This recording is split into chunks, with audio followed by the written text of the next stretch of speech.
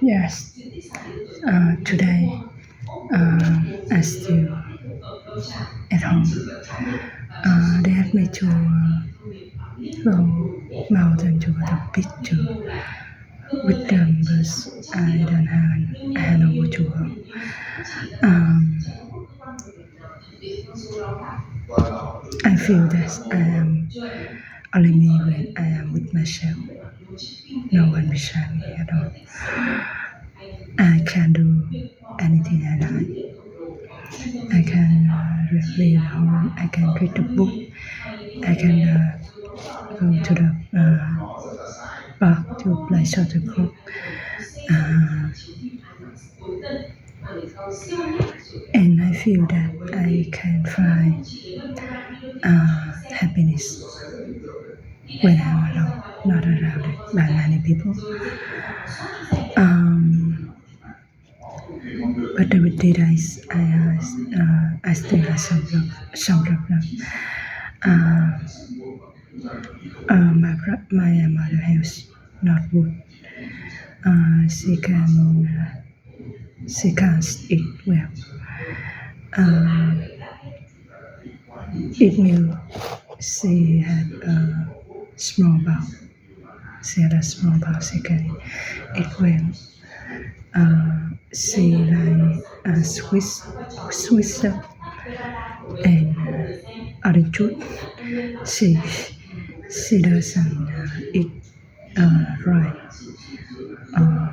Yeah, that made me sad. That made me worry. And make me feel about what I need to do in the future if she not beside me anymore. Yeah, make me worry a lot. But I think everything happened in a reason, and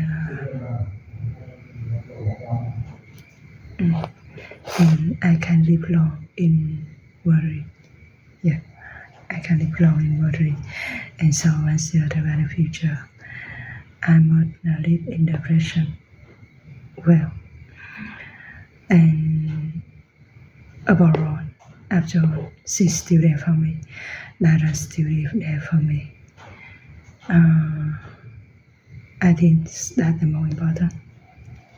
Yeah, few days before I joined a retreatment. Yeah, and another years I had this deep bean flower. About that's the most important. The access from understanding, loving, and action. Yeah, and this is another teacher still be with us to climb the history, the century mountain. Yeah, and I have some new book. Yeah, did I realize that book very important to my life.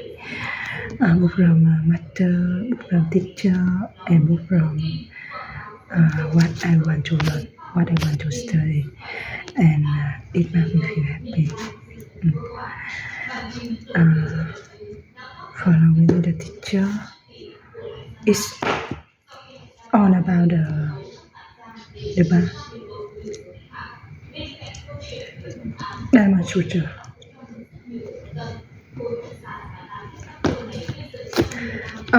Two of them is gift from my friends, my sister, my brother, my beloved, and one book will be a gift for myself. Yes, and this morning my grandma come to my home, get my mother milk, and talk about other people, talk about impermanent. Someone just passed away. A couple Yeah, just by the way, couple just by the way because it's accident and one man just by the way because of working. Uh, he get she passed away because of electricity. Today I continue Obed Quack Law, chapter 29, Dependent Rising. Throughout the following week, many Sikhs came to the Buddha and asked to be ordained at Bhikkhu. Many of them were highly educated young men from wealthy families. The Buddha senior student performed the ordination ceremony and gave the new Bhikkhu basic instruction in the practice. Other young people, women as well as men, came to Bam Forest and took the tree refuge. One day, Kodana gave the tree refuge to a gathering of nearly 300 young people. After the ceremony, he spoke to them about three precious games, the Buddha, the Dharma, and the Sangha. The Buddha is the awakening one. An unawakened person sees the nature of life and the cosmos. Because that unawakened person is not bound by illusion, fear, anger, or desire. An awakened person is a free person, filled with peace and joy, love, and understanding. Master Gautama, our teacher, is a completely awakening person. He shows us the way in this life so that we may overcome forgetfulness and become awakening ourselves. Every one of us contain Buddha nature. We can all become a Buddha. Buddha nature is the capacity to awaken and transcend on another. If we practice the way of awareness, our Buddha nature will shine more brightly every day until one day we choose source attain total freedom, peace and joy. We must find the Buddha within our own heart. The Buddha is the first precious game. The Dharma is the path which led to awakening. It is the path which the Buddha teach. The path which help us to transcend the prison of ignorance, anger, fear, and desire. This path led to freedom, peace, and joy. It enables us to love and understand others. Understanding and love are the two more beautiful fruits of the path of awakening. The Dharma is the second precious game. The Sangha is the community of persons practicing the way of awakening. Those who travel his path together. If you want to practice the way of liberation, it is important to have a community to practice with. If you are all alone, difficult along the path might hinder your realization of awakening. It is important to take refuge in the Sangha. Whether you are an ordained bhikkhu or lay person, the Sangha is the third precious game. Young people, today you have taken refuge in the Buddha, the Dharma, and the Sangha. With the support of the refuge, you will not wander endless, but will be able to make real progress on the path of enlightenment. It has been 2 years since I took refuge in the three games myself. Today you have rolled to travel the same path, let us rejoice together that we have taken refuge in the three precious games. Of course, the game has been present in our heart from beginning last time. Together we will practice the way of liberation to allow three games to shine from within us. The young people were greatly encouraged by Konana works. They all feel a new sort of vitality surge within the heart. During those same days, the Buddha resolved to exceptional new discipline, Sariputta and Moggallana, into his Sangha Bhikkhu. They were both disciplined, the famous ascetic Sayagya, who lived in Rahagahara. Saniya devotees were called Bhavakara. Sariputta and Moggallana were close friends, respected for their intelligence and open mind. They had promised each other that whoever attained the great way first would immediately inform the other. One day, Sariputta saw the bhikkhu sitting bathing in Rahagaya, and he was immediately rolled by Asanya, relaxed and serene bearing. Sariputta thought to himself, this appeared to be someone who had attained the way. I knew should person could be found, I will ask him who teacher and what he is teaching. Sariputta weakened his bed to catch up with Asatri, but then stopped himself, not wanting to disturb the bhikkhu while he was silently begging from house to house. Sariputta resolved to wait until Asatri was finished begging before approaching him.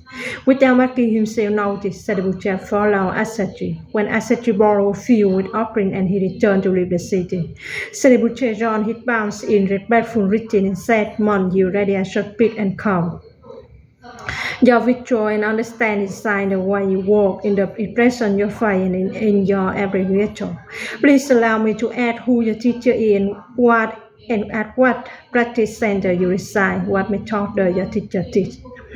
As I looked at the Buddha for a moment, then smiled in a more friendly manner. He answered, I study and practice under the guidance of the master of the Sakya clan who ignored the Buddha.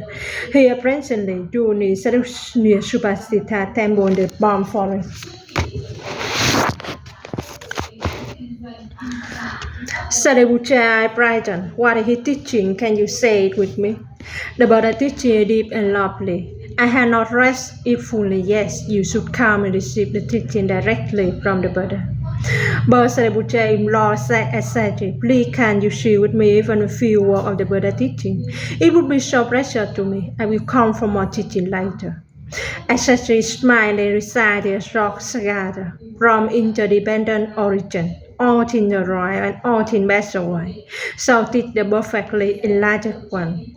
Sariputra suddenly felt his heart open as though it were being looked by a bright light. A flawless gleam of Chudakma flashed before him.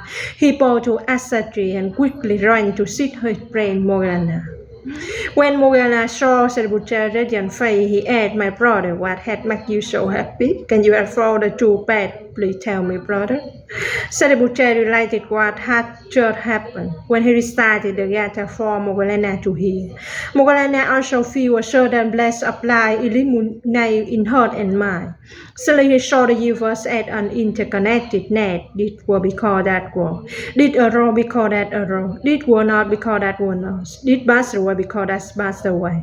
They believe in a creator of all things vanished in the understanding of dependent co-arising. He now understood how one could cut through the endless cycle of birth and death. The door of liberation opened before him.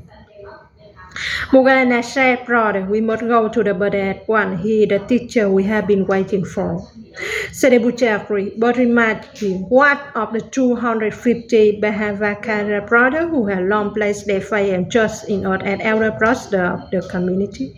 We can't abandon them. We must go and inform them of our decision first.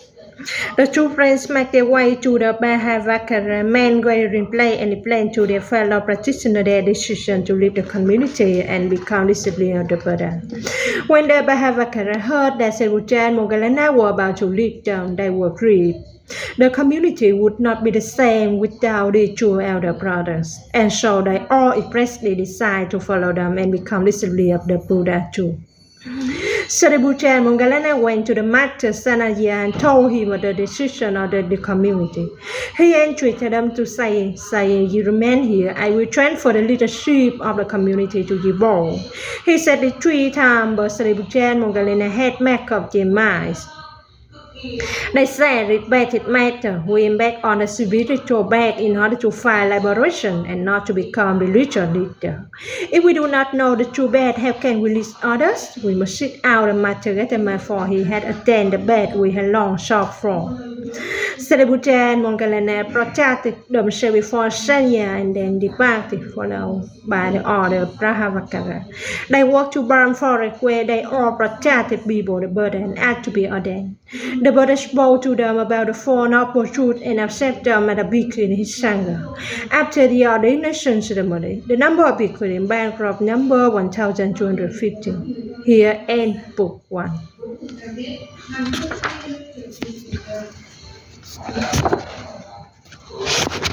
Chapter 6.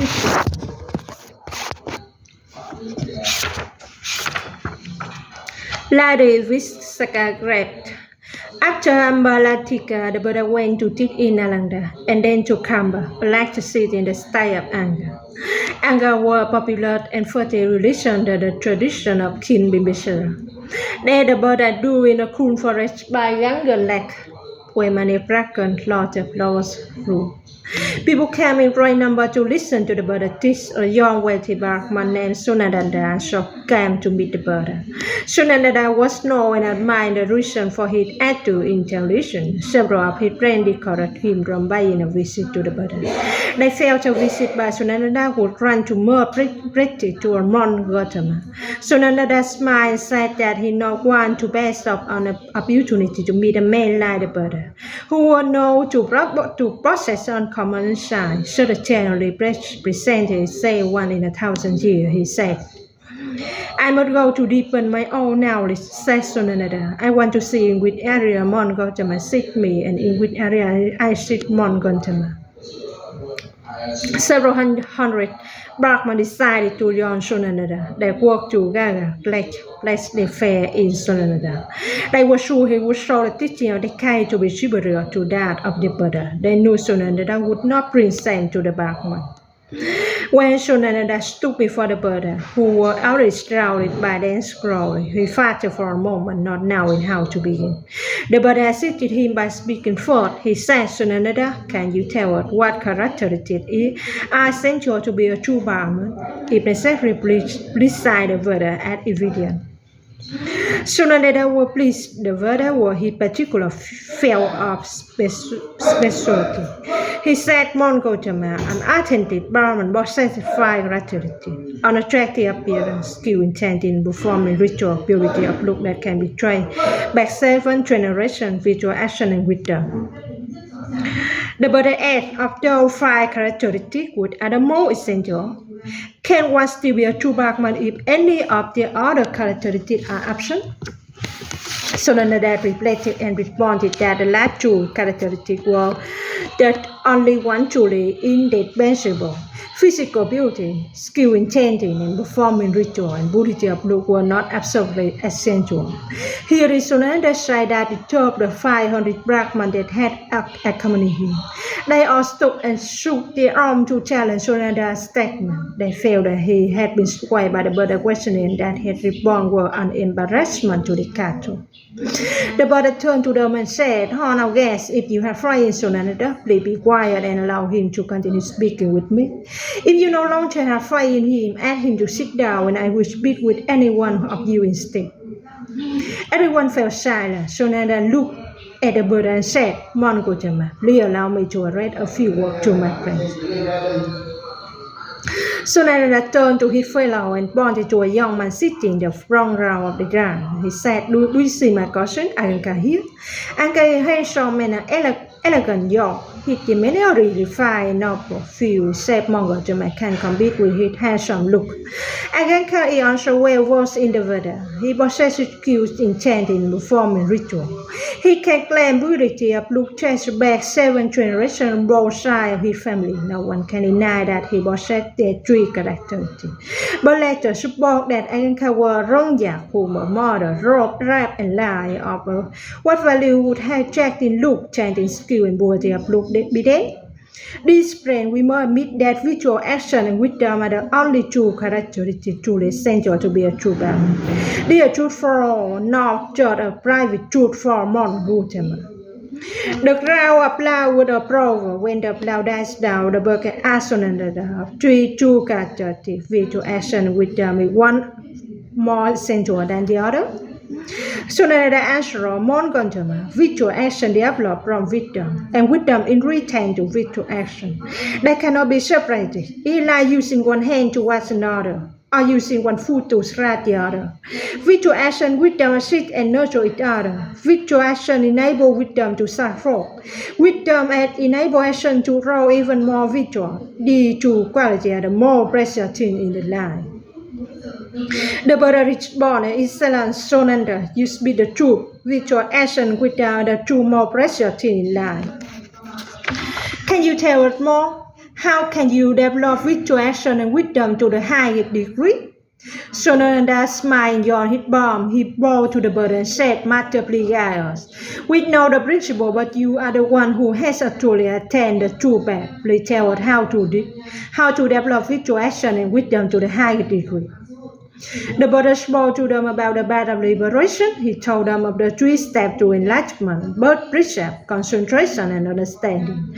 Observing the precept developed concentration. Concentration led to understanding. Understanding enabled one to practice the precept more deeply. The more deeply the precept are absorbed, the greater one concentration grows. The greater one concentration, the deeper one understanding. The Buddha answers about mediating on the bending co-resin in order to prove four concepts of permanent in a separate cell. Mediating on the bending co-resin enable one to cut the bond of greed, anger, and ignorance in order to attain liberation with enjoyment. Sonanda listened spellbound. When the Buddha was finished, Sonanda stood up and joined his brow. He said, Master Gautama, please accept my gratitude. You have opened my eye today. You have led me out of the darkness. Please allow me to take refuge in the Buddha, the dark man, the sun. I would also like to invite you and all the bhikkhus to my home tomorrow for a meal offering. The enthusiastic change that took place that day between the Buddha and young Sonananda sent waves throughout all levels of society in the region. A large number of Brahma intellectuals became disciples of the Buddha, including well-known Bhagman named Abhatan, his teacher Bohakasadi, in the village of Lechanakala. And more young Brahmans became disciples of the Buddha. It became difficult to cool the jealousy and resentment of certain Brahman leaders and leaders of other religious sects. While they were still staying in Amalaktika, Swati asked Venerable Moggallana about the different religious movements of the town. Moggallana summarized the main tenets of each sort for him.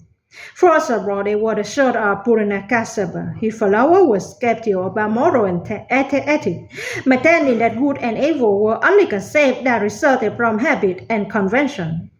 The followers of Magali Goswami were fatalists. They believed that one lost in life was predetermined by your individual power to change. If one attained liberation after 500,000 years of reincarnation, it was due to one predetermined fate and not to any special effort. Arati can say by Bible attack the doctrine of hedonism. He maintained that humans were comprised of the four elements, earth, water, fire, and the air. When one died, nothing remained. According to the church, one should bury and as much pleasure as possible was still alive. The sect headed by Bhakuta Kanyina took the opposite view. They believed that one true soul and body could never be rejoined. They claimed that humans were comprised of 7 elements: earth, water, fire, air, suffering, happiness, and light energy. Birth and death were merely outward forms that result from the temporary combination and dissolution, the 5 of the 7 elements, with one true essence were immortal and beyond destruction. Venerable Sebucha Moggala had belonged to the church founded by Santa Bharati Buddha. Sajjana taught the doctrine of relativity. He believed that truth changed according to circumstance, time, and place. What was true for one situation might not be true for another. A person when it was the measuring rod of all things. Nigananatha Buddha led a sect of ascetics who practiced austerity. They did not wear clothes and they strictly observed the pressure against killing all the living beings. Nigatha taught a kind of dualistic fatalism. He believed that true force, divine and anti-divine of life and non-life were the basis of the universe. He said commanded great bad influence in the society of the time. The bhikkhu frequently came into contact with Natha Buddha's setting. Both communities shared common respect for life, but there were many differences between the two communities. And some of Nigana fall out bitterly opposed the bhikkhu. Venerable Moggallana felt the view that ascetic to a chairman who did not hesitate to express his opinion. Because of that, many of the ascetics were particularly hostile to Venerable Moggallana. The Buddha returned to Southern and stayed in Eastern Bark. There were a constant stream of visitors. One morning, Lady Vasvisaka came to see him. Her hair and clothes were dead rain with rain. The Buddha asked her, Visaka, where have you been? Why are you clothes and hair so wet? Lady Visaka wept, Lord, my little grandson just died. I wanted to come to see you, but at my grave I forgot to take my head off better so to protect me from the rain. How old were you, Russian? How did he die? Lord, he was only 3 years old. He died of terrible fever. The poor little one, Visaka. How many children and grandchildren do you have? Lord, I had 16 children. 9 are married and I had 8 grandchildren. Now there are only 7. Visaka, you like having lots of children, don't you? Oh, yet, Lord, the more the better. Nothing would make me happier than to have many children, grandchildren, and there are people in Savatthi. Visaka, do you know how many children die each day in Savatthi? Lord, sometimes I attend, but at least one person die every day in Savatthi. There are no day without a death in Savatthi. Visakha, if your children and grandchildren were numerous at the number of Saudi, your hand glove would be a shock at the air today, every day. Visakha drawn her brow. I understand. I really don't want as many children and grandchildren as there are people in Saudi. The more attachment one had, the more one suffer. You have often taught me this, but I always seem to forget. The brother smiled gently. Visakha told him, Lord, you usually return from your travel only just before the rainy season begins. You the yacht usually meet you regularly the rest of the year. We come to the monastery, but it seems empty without you. We walk around your hut a few times and return home not knowing what else to do. The Buddha said, Visakha, the legal practice of the teaching is more important than buying visit. When you come to the monastery, you have chance to listen to other venerable teacher Dharma. You cannot then question to seek you in your practice. The teaching the teacher won't lead down neglect your practice simply because I am not here. Venerable Nanda, who was standing nearby, proposing an idea, would be nice to plant a Bodhi tree here at the monastery. That way, whenever they simply come to visit you are gone, they could visit the Bodhi tree in your place. They could even bow to it door bowing to you. We could play a star under beneath the tree where they simply could offer flowers. They could walk slowly around the tree while practicing the contemplation of the Buddha. Lady Visakha said, that is a wonderful idea, but where will you find a Bodhi tree? And then I answered, I can have 4 sheep from the Bodhi tree in Rula, where the Buddha attained awakening. Don't worry, I will provide the sheep, shall we attain the tree. Lady Visakha felt lighter and comforted. She bowed to the Buddha and to Venerable and then they returned home.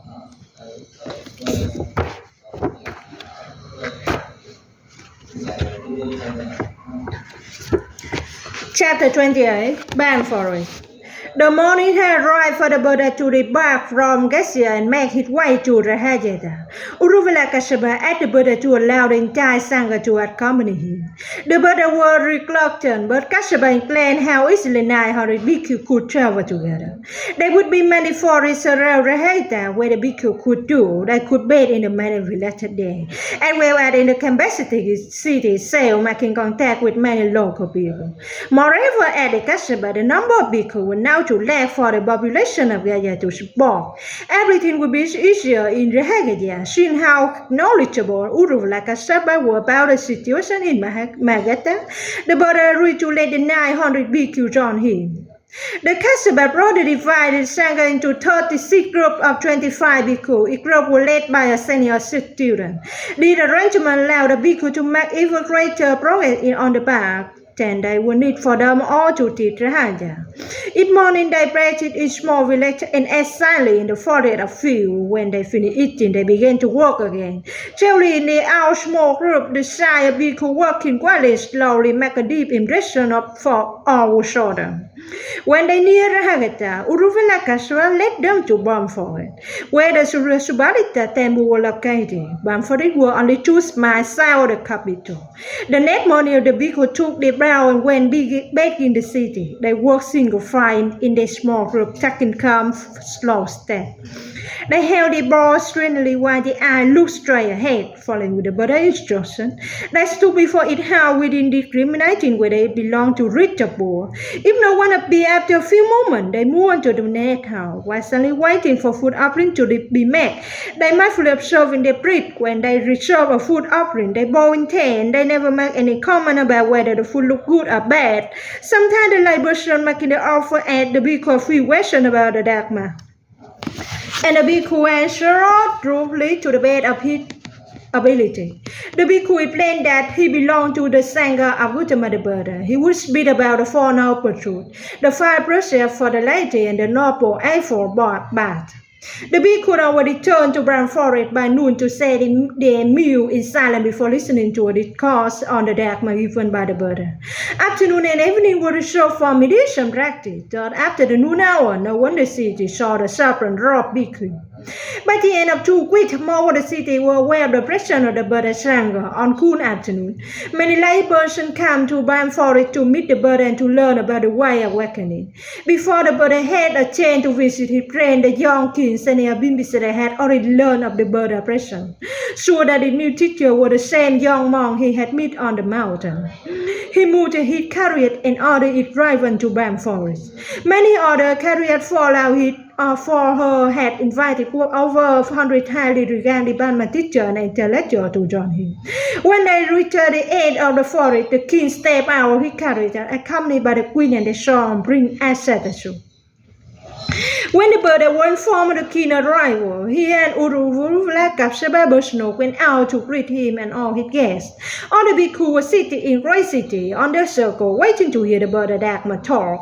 The bird invited the king, queen, prince, and all the guests to visit too. King Bimbisara introduced many of the guests and he could remember the names, but sometimes had to add a bagman to introduce himself. Among the guests were many scholars who were well versed in the Veda and belonging to many different schools of religious thought. Most of the men had heard the name of Uruvula Kassapa. A number of them had even met him before, but no one had ever heard of the Buddha. They were surprised to see how reverently Kassapa treated the Buddha, even though Gautamaseka was somewhat younger than Kassapa. They whispered to one another, trying to figure out whether Gautama were Kassapa discipline or Kassapa were Gautama discipline.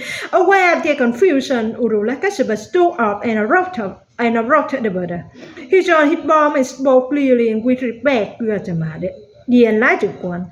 More blessed teacher did lie. I am Uruvula Kassapa, your discipline. Allow me to offer you my more rough respect. Then he protected himself before the Buddha 3 times. The Buddha helped Kassapa stand up again and asked him to sit by his side. There were no more whisper among the packmen. Indeed, their respect increased. They looked out over the 907 row bhikkhu sitting with awe-inspiring solemnity. The Buddha spoke about the way of awakening. He spoke about the impermanent and interdependent nature of all things in life. He said that the way of awakening could help one overcome false view and transcend suffering. He spoke about how observing the precept could help one attain concentration and understanding. His voice sounded like great bell. It stood warm as spring sunshine, at twinkle at a light rain, and at a metric at a rising tide. More than 1,000 people listened. No one dared to preach too loudly or utter the roar of a fear of disturbing the sound of the Buddha's louder voice. King Bimbisara's eyes grew brighter by the moment. The more he listened, the more he felt his heart open. So many of his doubt and trouble vanished. A radiant smile appeared on his face when the Buddha continued his Dharma talk. King Bimbisara stood up and joined his bomb. He said, Lord, from the time I was young, I had 5 wishes. I had not fulfilled them all. The first wish was to receive coronation and become king. That had been fulfilled. The second wish was to meet in the very lion unenlightened teacher. That had also been fulfilled. The third wish to have changed to show respect to such teacher. That we had not been fulfilled. The fourth wish had to have a such teacher show me the true path. That wish had not been fulfilled. And the fifth wish had to be able to understand the teaching of the enlightened one. Master, that wish had just been fulfilled. Your word of teaching had brought me a broad understanding. Lord, please accept me as your light discipline. The Buddha smiled his acceptance. The king invited the Buddha and all 900 of his bhikkhu to have a meal at the palace on the day of the full moon. The Buddha gladly accepted. On the other guests stood up to attend the Buddha. 20 of them represented the desire to be accepted at the Buddha's discipline. The Buddha and Uruvula Kassapa accompanied the king, queen, and little prince Adatasu back to the edge of the forest. The Buddha knew that in less than a month the rainy season would begin and it would be impossible to return to his homeland. Therefore, he resolved to remain with the 900 bhikkhu in Bamfodi for another 3 months. He knew that after 3 months of practice, the Sangha would be strong and stable enough for him to depart. He would live in the spring, the season, clear sky, and tender new plants.